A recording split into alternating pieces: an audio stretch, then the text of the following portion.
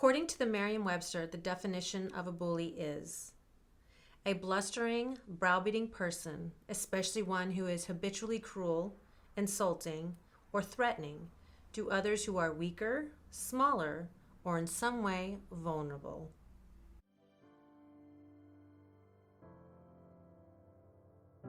Well, I was bullied when I was in kindergarten, and I was also bullied through first grade, second grade, and third grade, and it finally stopped. And then I went to seventh grade, and it started again, and it was not fun.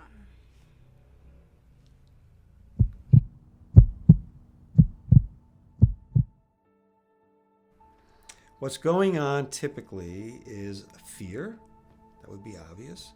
And if something takes place, shame or humiliation, there's a feeling that the very essential quality and spirit of the person, their very worth, their confidence in being alive and being at that setting, the friends they've got that may be watching, is highly, highly impaired, diminished. It begins to disappear. In fact, you begin to disappear. Everything you know about yourself, everything you're proud of about yourself, everything you might feel potentially confident about yourself can begin to disappear on you in moments like that. I would just go in class, and then there would be these kids making fun of me because of what I look like, my acne, just anything they could find that just didn't look right to them.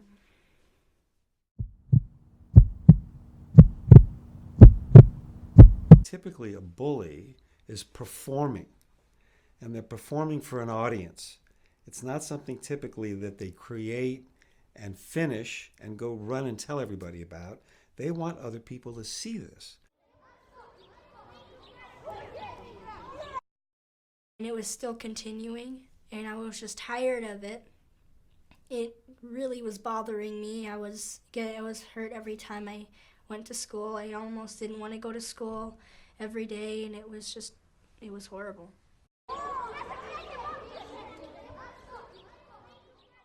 The bully doesn't typically wake up and go, I'm ready to kick some ass today.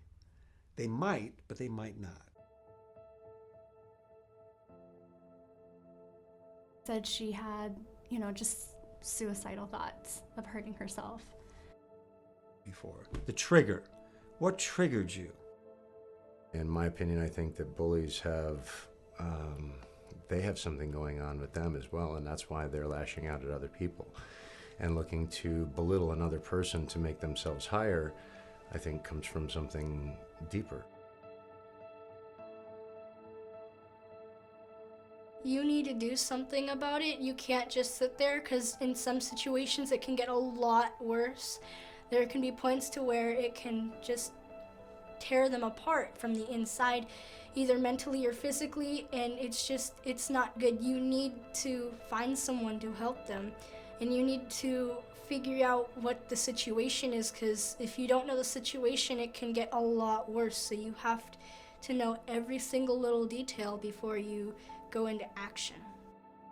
The bully might do in a moment, how the bully might target or think or strategize a moment, how the bully maybe imagines what'll take place after that moment, what might even happen if the moment doesn't go as, quote, the bully plans. So let's be clear, there are many dimensions and many layers of what's going on inside a mind.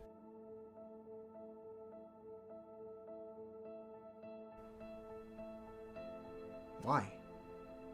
What fulfillment do you get out of this? Do you enjoy it? Does it make you sad? Does it make you proud? Why are you doing this to me? I think that would be the best option that I would have taken if I could tell my younger self to stand up and talk.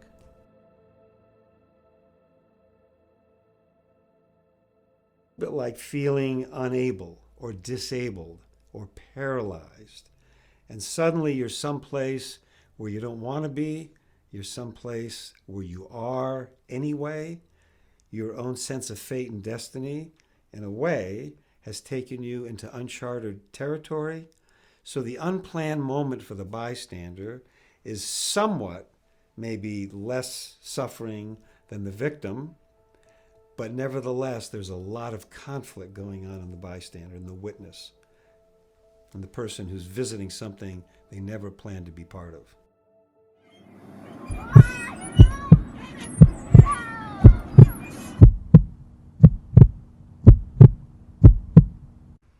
At AKS, it is our mission to empower children with hope, strength, and inspiration through expression.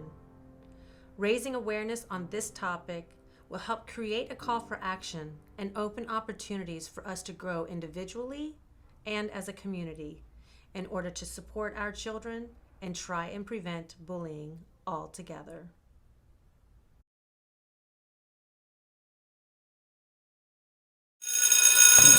It's a wrap!